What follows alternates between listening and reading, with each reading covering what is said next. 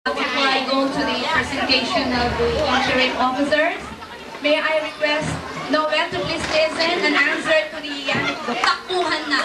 But this time, I would like to tell you frankly, it's the other way round.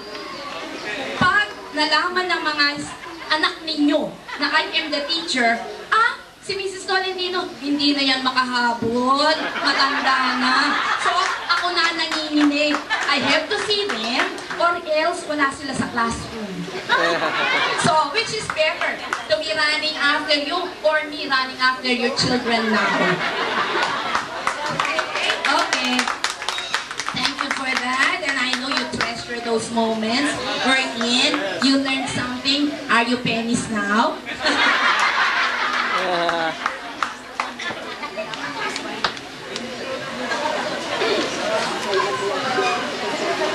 Alright, may we call on the interim officers.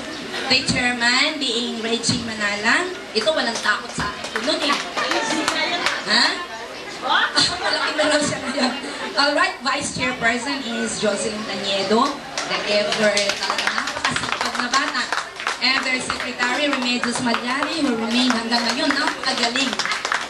The treasurer, a very good choice.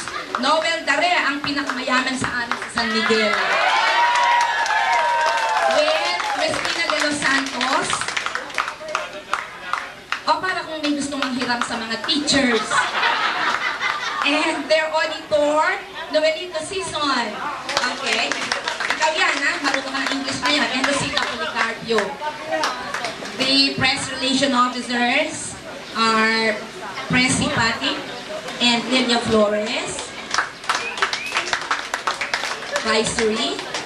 Security and Safety, Nori Rahel, dapat lang. Dahil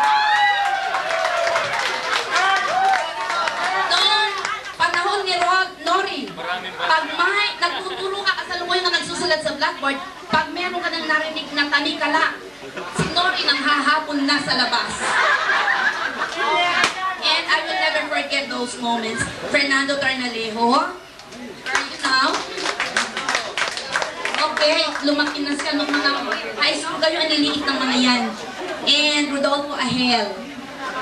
Ahel, advisory ko to. And Jeremy. Jeremy Bellarmino. Helani. Okay. Ako, okay. And the overall coordinator is the one and only Robert Ferrer, na napakayaman din.